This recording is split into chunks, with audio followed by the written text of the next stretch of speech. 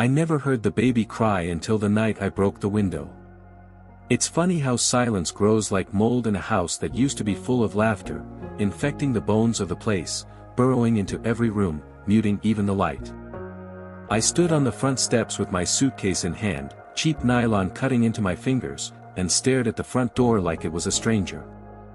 For a moment, I was no one. Not a husband, not an architect, not even a man with a home. Just a visitor, blinking in the dark. 12 months away, just a contract job, a year designing someone else's dream in a city that barely noticed me. I'd counted the days on my phone, lined up the hours like dominoes, fantasized about the moment I'd walk through that door and feel her arms around me. Our plans, the baby we'd talked about, the house we'd almost bought, the life we'd sketched out on napkins over midnight pizza. But the house was different. The windows glowed, but not with the warm, messy light of our life together. There was an order here, an expensive order. A new car sat in the driveway. There was art I'd never seen in the hallway. When I stepped inside, the air was thick with perfume and money, and something else, something sour. My first instinct was guilt. She had been alone, after all. I should have called more, written longer emails. Maybe I deserved the new furniture, the coolness in her voice when she finally came downstairs, wrapped in silk and apologies. She looked older, somehow. Sharper. Her eyes flicked over my bag, my coat, the dark circles under my eyes. I knew I looked out of place in my own home. My shoes left dirt on the imported rug. My hands shook when I reached for her. She hugged me like a formality, arms stiff, cheek grazing mine, mouth curving upward just enough for a guest. I saw it all in that instant, the walls closing in, the careful arrangement of her hair, the way her phone vibrated on the table and she ignored it with too much emphasis. "You're back," she said, as if I were an obligation fulfilled. That night, she made tea she didn't drink. We talked about the weather in Melbourne, my boss's impossible deadlines, the food I missed. She laughed at the right moments but never met my eyes. I kept thinking of all the stories I'd saved up, the little treasures of a year apart, now rotting inside me. I wanted to ask her if she missed me. I wanted her to say she was proud. Instead, I listened to the faint sound of music drifting upstairs, someone else's playlist. She went to bed early. I lay awake on the couch, unable to banish the sense that my life had been staged for someone else's approval. The walls whispered in a language I no longer understood. Sometime after midnight, I heard a cry, soft, startled, the unmistakable wail of a newborn. The sound froze the blood in my veins. I waited for her to explain, for a light to flick on, for her footsteps to reassure me. But she stayed in the master bedroom, behind a locked door. The baby cried again, and I realized with surgical clarity, my wife had a secret, and I was living in the echo of my own life. The furniture wasn't the only thing that had been replaced. And in that moment, numb and shivering, I understood what it meant to come home to nothing. To be rewritten out of your own story by someone with more money, more time, more power. My chest ached with grief and something blacker, a seed of resolve, coiling tight around my heart. I never heard the baby cry until the night I broke the window. But after that, I couldn't unhear it. And I would never let her, or him, silence me again. If you want to know who I am, start with the street I grew up on, a ragged slice of suburbia named after a tree that had been cut down long before I was born. My father fixed cars in a cinderblock garage behind our house, hands black with oil and pride, while my mother patched up people's wounds in a low-lit, underfunded clinic. We lived paycheck to paycheck, always just one layoff or broken water heater from disaster. I was a quiet kid, awkward with my limbs and even more so with my words. I knew early on what it meant to want. I wanted the Nikes I couldn't afford, the field trips I couldn't join, the easy smiles of classmates whose lives fit inside catalogs. Every Christmas, my mother apologized for what was missing. My father called it character building. I called it hunger, a hunger that never quite left, even when I left home. School was my escape hatch. I was good at math and better at making myself invisible, turning in homework ahead of time, volunteering for projects nobody else wanted. I watched other kids and learned that the world rewarded those who could anticipate what it wanted. I made teachers love me with quiet competence, kept my head down, and counted every small victory. By the time I graduated, I had a stack of recommendation letters and a scholarship that felt like a ticket out. I studied architecture, drawn to the notion that you could take chaos and order it, make space for yourself in a world that never seemed to want you. I thought if I could build something lasting, I'd stop feeling like an imposter in my own life. I worked through college, picking up shifts in campus cafes, running blueprints between offices, sleeping 5 hours a night and dreaming of a life where I could breathe without counting pennies. Money was never just money to me. It was safety, freedom, the ability to say no without fear of consequence. I met people with family vacations, trust funds, apartments paid for by parents who called once a week to check in. I envied them, resented them, and studied them. Most of all, I learned how easily money could remake a person, softening the edges, smoothing away anxieties that chewed at the rest of us. Still, I hustled. Landed my first job at a small but reputable firm, where I was mostly invisible but indispensable. I drafted plans, ran coffee, stayed late to fix other people's mistakes. I watched partners negotiate, watched clients flinch at numbers I'd never seen in my bank account. My ambition was a secret I wore under my clothes, a hope that someday I'd be the one in the corner office, delegating instead of cleaning up. I met Isabelle at a launch party for one of our bigger projects, her family's project, as it turned out. She was everything I wasn't, crisp, beautiful, impossible to ignore. She radiated confidence that made rooms shift around her. She told me she liked my laugh, that I listened differently from other men. I believed her. We moved fast. She liked that I worked hard, that I didn't take her money for granted. I liked that she could make the world feel effortless, even for someone like me. Her father hated me on sight, called me working class to my face, asked about my 5-year plan at Christmas dinner while her mother smiled tight-lipped over her wine.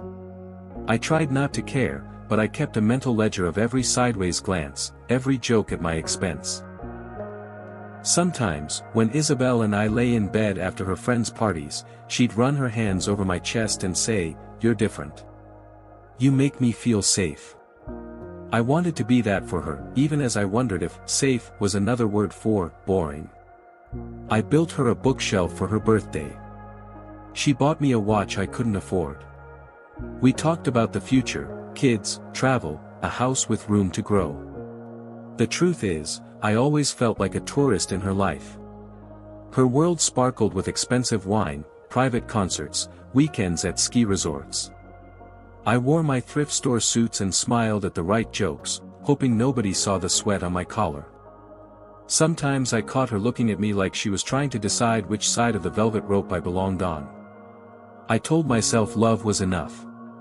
But love is a slippery thing. It doesn't pay the mortgage or shut up the voices in your head whispering that you'll never be enough. I worked longer hours, took freelance gigs on the side. The more I hustled, the more it felt like Isabelle drifted, her texts shorter, her smile thinner. I thought leaving for that contract in Melbourne would change things. A year's pay in one shot, a chance to finally buy the house we'd circled in real estate magazines, to prove to her family and myself that I could provide. Isabelle told me she'd wait. That she was proud. But her kisses before I left were hurried, distracted by her phone. I pretended not to notice. I sent her photos of blueprints, city skylines, little notes about missing her. She sent back selfies with friends I didn't know. I told myself she was just lonely, that I'd make it up to her when I came home. But deep down, there was a voice, my father's maybe, that reminded me people like us don't get fairy tales. There's a certain pain that never really leaves you, the ache of never being enough, the knowledge that your love is weighted differently by someone who's never been hungry. It's a sharpness that makes you careful. It also makes you dangerous. I learned to read rooms, to spot an angle, to play the game. I kept my secrets close, even from myself. All my life, I've been underestimated, by teachers, bosses, lovers, even myself. But pain has a way of clarifying things, like acid eating away at what's false. If you've been forced to fight for everything, you learn not just to endure, but to strategize. If the world won't give you justice, you learn to take it. I thought coming home would be the start of a new chapter. I thought Isabelle and I would build something lasting. I didn't know I was coming home to ruins. But ruins, I realize now, are just the foundation for something else. I know how to build from nothing. And I know how to wait. The pain that shaped me, poverty, exclusion, humiliation, is the same pain that sharpens my resolve. If she thought she could replace me, erase me, she's forgotten. I'm at my best when I have nothing left to lose. The morning after I returned, sunlight crept into the living room like an apology. I lay on the couch, cold, staring at the ceiling, piecing together the shape of a world that no longer belonged to me. Somewhere above, footsteps moved softly, the sound muffled by new carpets. I heard the gentle creak of a door, hers, not mine. I half expected her to come down with bedhead and coffee, sheepish and warm, ready to explain away the night before. But she didn't. Instead, it was the silence that greeted me. A silence that felt deliberate, rehearsed. It was broken only by the distant, uncertain cry of an infant. My heart pounded at the sound, fragile and foreign in a house that should have been ours. When Isabelle finally descended, she was composed. Her hair was perfect, lips painted a careful shade of red that dared me to comment. She wore a silk robe over clothes I'd never seen, her fingers flashing with rings, one of them new, thicker, heavier than the one I'd placed on her hand. The morning sun caught its edge, making me blink. She poured herself coffee, not offering me any. I watched her move through the kitchen, as if I were the guest and she the hostess of a life I'd never been invited to. I cleared my throat. Did you hear a baby last night? She froze for half a beat, just enough for me to know that she'd been waiting for this question. Yes, she said, voice light, infuriatingly calm. That's mine. There are moments when you fall through yourself, when reality splits open and everything you thought you knew becomes quicksand. I stared at her, waiting for the punchline, the explanation, the laugh. It never came. Yours? My voice sounded wrong in my throat. Ours? She didn't flinch. No. Not ours. She set her cup down with a clink. I felt the world tilt under my feet. I looked at her, at the calm calculation in her eyes. Whose? I managed. She smiled, but there was no warmth in it. I thought you'd be gone longer. I didn't plan for you to come back early. I was invisible again, a bystander in my own home, in the ruins of my own marriage. You. Have you met someone? The words burned. You had a baby. She shrugged. Things change. People change. You were gone a long time, Daniel. A year is a long time to be lonely. I tried to swallow the hurt, the disbelief. I had trusted her. Send money every month. Sent letters and photographs. Dreamed, planned, counted the days. You said you loved me. You said you'd wait. She took a sip of coffee, considering. I meant it, at the time. But I realized I needed more than this. Her hand gestured vaguely at me, the suitcase by the door, the tired clothes, the hope in my eyes. He makes things easier. Safer. I don't have to worry anymore. There it was, safer. Easier. Words that had always meant something else in her mouth. She didn't say his name, but I didn't need to ask. Only someone with more money, more power, could have rearranged my life so completely in my absence. How long? I whispered. She looked away. Almost the whole time. We met a month after you left. His family is prominent. You understand. I wanted to scream. I wanted to break something, to shake her until the truth came loose and she remembered who we were before all this. But I was frozen, humiliated, gutted, small. And the baby? I said, voice raw. He's his, she said simply. He visits. He provides. He wants to marry me, eventually. I'm not sure I'll say yes. I like options. I looked around at the house, the new furniture, the fresh paint, the fridge full of groceries I'd never buy. I saw how everything in our life had been replaced, upgraded, improved. Even me. Suddenly I was aware of how I looked, unshaven, exhausted, clutching at the last scraps of dignity. I saw myself through her eyes, the working-class striver, useful but never quite enough. Someone to be outgrown. I see, I said, forcing calm into my voice. She met my gaze, unfazed. You don't have to make a scene, Daniel. There's money for you. Enough to go away, start over. That's what people like you do, isn't it? You move on. People like you. I felt the old shame, the ache of poverty, the sense that I was always an intruder in someone else's world, flared to life. She was right, in a way. Her new lover could erase me with a wire transfer, make me a line item in the story of her upgrade. You planned this, I said, the realization coming cold and clear. She tilted her head. I didn't plan for you to suffer. But I won't apologize for wanting more. The baby cried again, and her expression changed, softened, almost. I saw, for the briefest instant, the woman I married. But it passed. I need to feed him, she said, and moved past me as if I were furniture. I stood alone in the kitchen, trembling. I pressed my palms to the countertop, head spinning. The betrayal wasn't just an affair.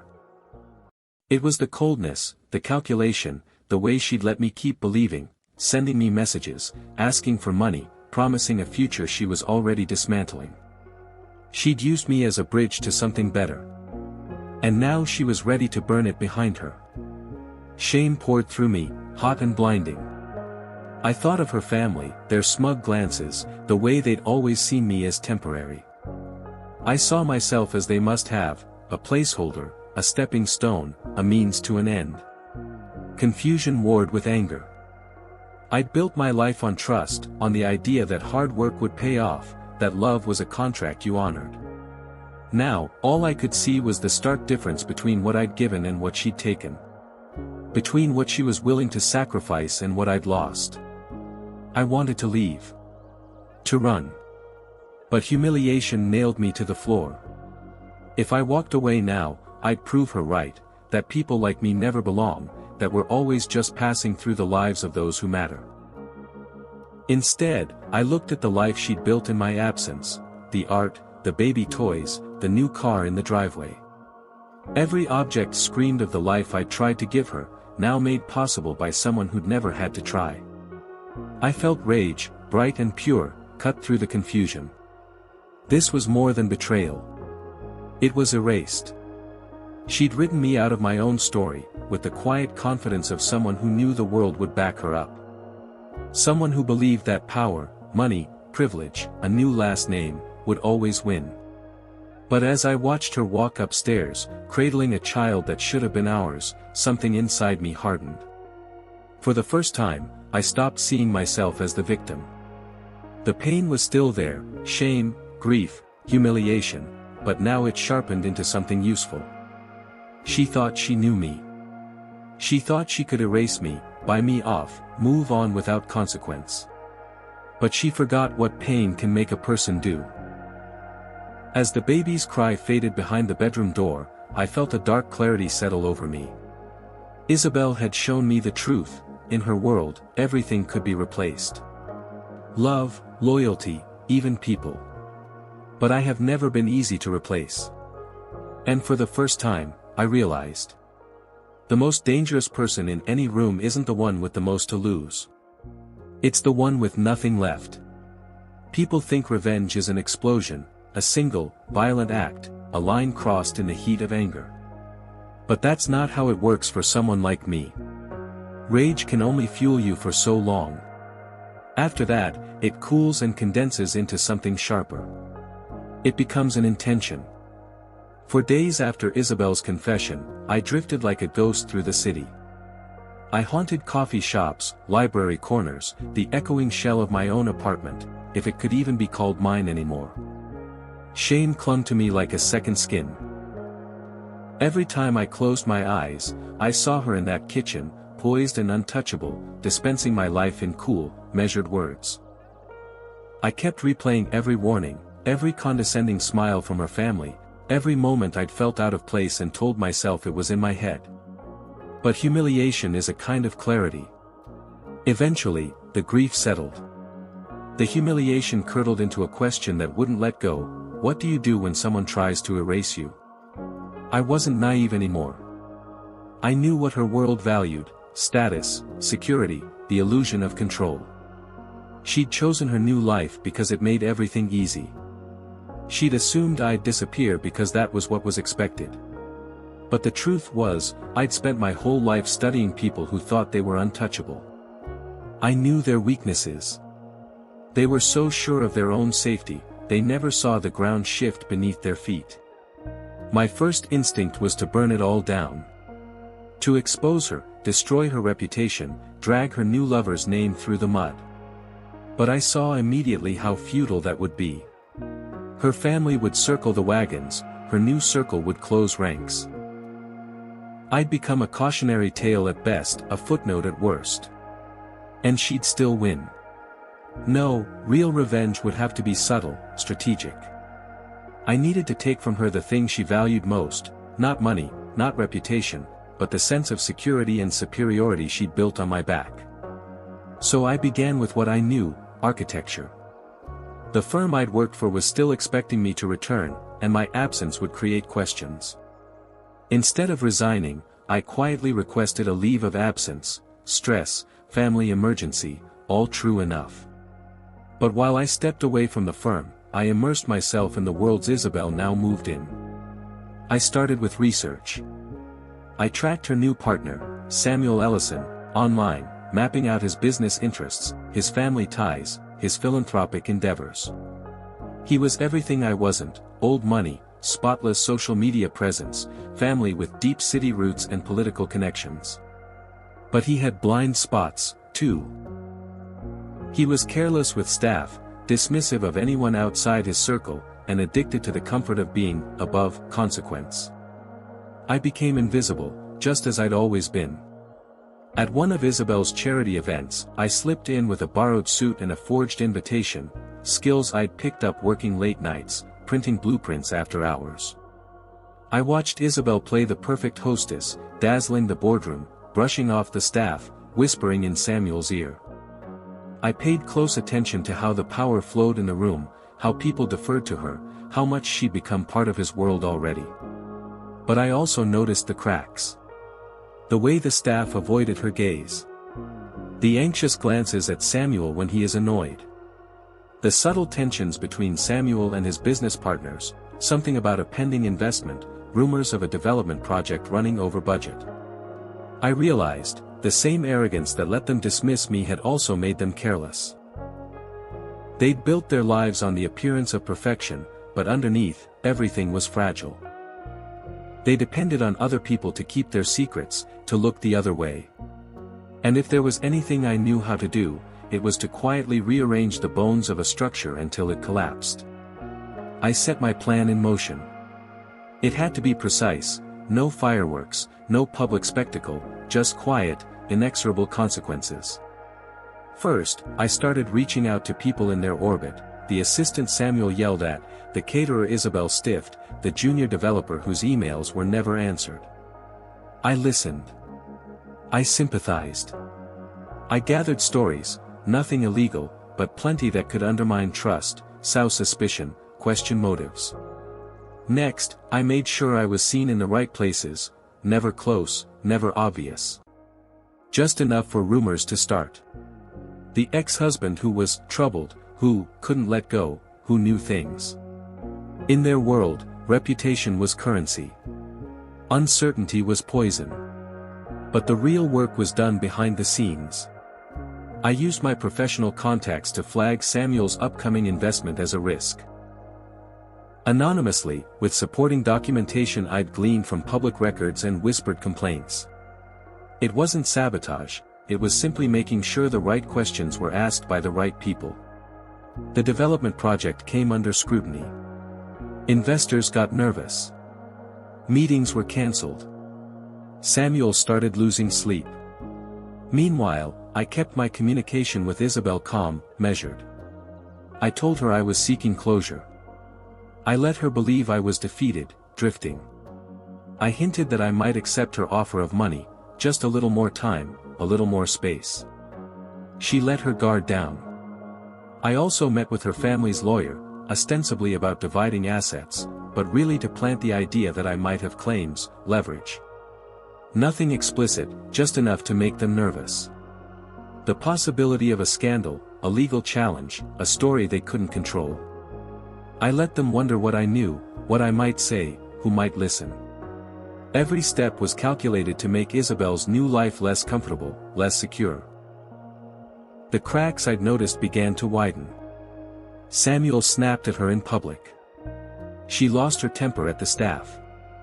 Rumors swirled about why I'd left, what she'd done, what I might do next. The baby, a symbol of her new life, became an afterthought in her social calendar. She started looking over her shoulder. I was careful. No direct threats, no open confrontation. Only the relentless pressure of uncertainty. I knew she'd never admit it, but I could see it in her eyes the next time we met. She was afraid. Not of violence, but of exposure. Of losing control. Of discovering that the man she thought she could erase was, in fact, the only one who understood the architecture of her world well enough to dismantle it. I learned a long time ago that revenge is a long game. That the best way to destroy someone who thinks they have everything is to make them question, every day, how much of it is real. To make them feel what I had felt, replaceable, uncertain, alone. The final stage was patience. I didn't need to strike all at once. I only needed to make sure the cracks kept spreading, until her new life was as unstable as she'd made mine. I let the world do the rest. And I waited. Revenge, when done properly, is not a single thunderclap. It's a series of quiet, deliberate shifts, a change in current that's barely perceptible until the ground beneath you is swept away. In the weeks after I set my plan in motion, I became a master of invisibility, present but overlooked, just as I'd been all my life. Only this time, I controlled the narrative. I started with Samuel, the man who'd replaced me in every visible way but one. He'd never lived outside the illusion of security his name provided. My years as an architect had taught me the power of flaws beneath the surface. A structure that looks invincible can collapse if you weaken the right beams. Samuel's empire was built on trust, on the deference of those around him, and on the smooth functioning of a dozen fragile relationships, contractors, partners, old money, and the city council. I let the doubts I'd sown during the planning phase take root. Through careful conversations with acquaintances and former colleagues, I made sure the right people heard questions about Samuel's newest investment, a luxury development he was betting his name and capital on. I nudged one city inspector I knew from an old project, suggesting, always indirectly, that Samuel's team had overlooked environmental regulations, hinting at possible zoning conflicts. The next week, I heard through the grapevine that permits were being reviewed again. Investors started asking for additional assurances. At the same time, I fed information, mostly innocuous, but carefully framed, to an ambitious young journalist desperate for a big story. You should look into the Ellison project, I said over coffee. There are rumors the site was never cleared for residential use. I let her draw her own conclusions. A week later, the headline ran, "Prominent development faces new scrutiny amid regulatory concerns." Samuel, for the first time in his life, was forced to issue a public statement. His voice, smooth on camera, trembled just a little. But my real target was never Samuel, it was Isabelle, and the world she'd built around herself. I began showing up in small ways. Once, at a charity event she hosted, I stood in the back, talking quietly with caterers. Isabelle spotted me across the room, her smile freezing for a split second. That moment was all I needed. I left without speaking to her, letting my presence become a whisper among her friends. "He looked unwell," I heard one woman say. "I wonder if he'll cause trouble." After that, I sent Isabelle a single, meticulously worded email. No accusations, no threats. I thanked her for her honesty. I said I was in therapy, working to forgive and move on. I included a brief note: "There are some things about Samuel's business that don't add up. You deserve to know the truth. If you want to talk, you know how to find me." I attached nothing, no evidence, no allegations. The doubt was enough. From that day on, Isabelle's texts changed. They grew longer, then erratic. She asked if I was all right, then if I'd spoken to anyone about her. Then, "You're not planning to embarrass me, are you?" The fear beneath her words was like a balm to the wound she'd left. While Samuel's project wobbled, I deepened my alliances with the people who'd been overlooked and mistreated. The assistant Samuel had now worked at a rival firm. I offered her contacts, advice, and in return she shared gossip, emails, and small details that painted a picture of an organization built on arrogance and shortcuts. The contractor Isabelle's family had stiff called me one afternoon, eager to share his grievances. "Funny," he said, "I heard they were behind on payments for the new place, too." I compiled everything. Dates, times, testimonies, all public information, all legal. My goal wasn't to ruin them with a single blow, but to create an environment where every interaction, every transaction, was suspect. A slow bleed, not a gaping wound. Privately, I met with a lawyer, someone from my old firm, trustworthy, discreet. I explained that I might have claims to marital assets, considering Isabelle's timeline and the financial support I'd provided while she was already building a new life. "Let's see if we can come to an arrangement quietly," I said. I'd hate for things to get complicated. The threat was veiled, but understood. Isabelle's family panicked, suddenly eager to avoid publicity, their lawyer's tone turning urgent. They offered a settlement, enough to buy a new start, far more than what they first tried to hand me. I accepted, but I let them sweat for days first. Each night, Isabelle's new world felt just a little more precarious. The final touch was the most subtle. I gathered everything I'd learned, not just about their financial dealings, but about their patterns, their dependencies, the little cruelties and entitlements that marked their world. I drafted an anonymous tip to the journalist, tying Samuel's business troubles to his treatment of staff and contractors, to his preference for cutting corners. I didn't care if it made the front page or died in an editor's inbox. What mattered was that the story was out there, a shadow over his name, a crack in his armor. When Isabelle realized the house of cards she'd built was swaying, she called me, voice tight, frantic, trying to sound composed. "Why are you doing this?" she demanded. I let the silence stretch before I answered. "I'm not doing anything," I said. "I just think the truth has a way of coming out. Maybe it's time you learned what it's like to live with uncertainty." She hung up. I could almost hear the panic in her breath. I watched from afar as the consequences played out. Samuel pulled back from public appearances, his business partners went cold. Isabelle withdrew from her social circles, her perfect life now haunted by the possibility that everything she'd taken for granted could unravel with a single mistake. At work, her father's name no longer opened doors without question. People began to whisper, nothing provable, nothing actionable, just the persistent, poisonous doubt that undermined her every move. I never confronted Samuel directly. I didn't need to. I watched as the stress mounted, as Isabelle's world, built on secrets and money and my erasure, buckled under pressure. Their social invitations slowed. Their family lawyer called one last time, confirming the final transfer. "This is best for everyone," he said, voice tight. I wanted to feel triumphant, but what I felt was cleaner, something like relief, or perhaps, simply release. I'd taken back my story, my dignity.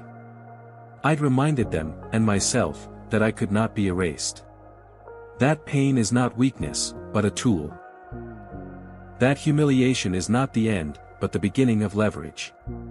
In the aftermath, I kept my distance. No revenge is perfect. There were moments of regret, flashes of old love and what-ifs that gnawed at me late at night. But I refused to let nostalgia rewrite what had happened. Isabelle's world would never be as stable, as unquestioned, as it once was. And neither would mine. But I was done living in the shadows of people who believed their power was absolute. In the end, I found peace in the balance, not from ruining their lives, but from restoring my own sense of self. I wasn't the villain, or the victim, or the footnote. I was the architect of my own story, at last.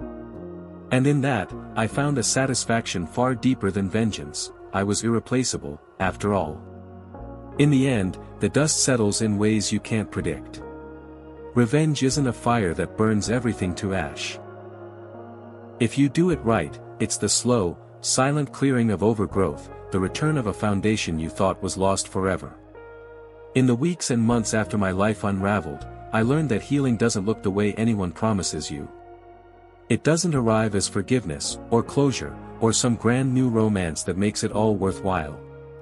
Sometimes it just comes as the absence of pain, a morning when you realize your breath comes easy and your hands aren't clenched. I moved out of the apartment that had become a mausoleum for the life I almost had. The settlement from Isabelle's family was enough to pay off my debts and put a small down payment on a place of my own. For the first time, every wall and window was mine, empty at first, but honest. I painted the rooms in bright, warm colors. I bought cheap furniture, built my own bookshelves. There was satisfaction in crafting something for myself, no matter how small. I went back to work, but not to the old firm. I took a job with a nonprofit that designed affordable housing, work that mattered to people who knew the value of a safe place. My colleagues called me principled, committed.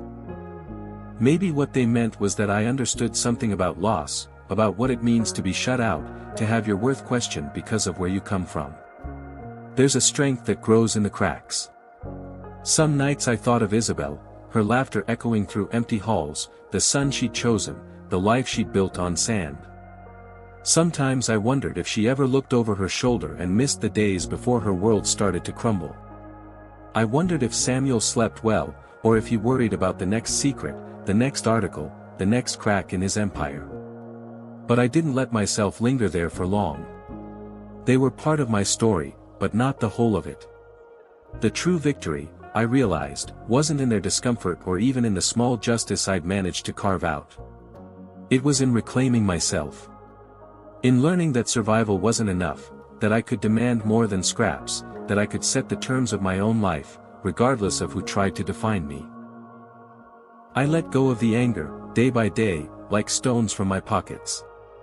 It wasn't forgiveness, not in the way people talk about absolving someone who hurt you. It was simply choosing not to let their betrayal become the shape of my future. There was still pain, still scars, but there was also a sense of possibility. I could feel my own story stretching out again, open-ended and real. I started running in the mornings, nothing serious, just a few miles through the city's quieter streets. I liked the rhythm, the sense of moving forward under my own power. With every stride, I thought less about what I'd lost, and more about what I could still build. I met new people, colleagues who didn't care about my bank account or my last name, only the work I did and the way I treated others. For the first time in years, I felt seen. The world didn't change, not really. There were still people like Samuel, families like Isabelle's, systems built to keep men like me on the outside. But I changed. I learned that no one could write me out of my own story, not unless I let them. I learned that justice isn't always about retribution. Sometimes it's simply refusing to be diminished. Sometimes it's building something honest out of the ruins. And so, I live quietly. Not without memory, but without bitterness. I walk through my new home, sunlight spilling across the floor, and know that I earned every piece of it. I survived what was meant to destroy me. I made myself whole again. And that, in the end, is more than enough.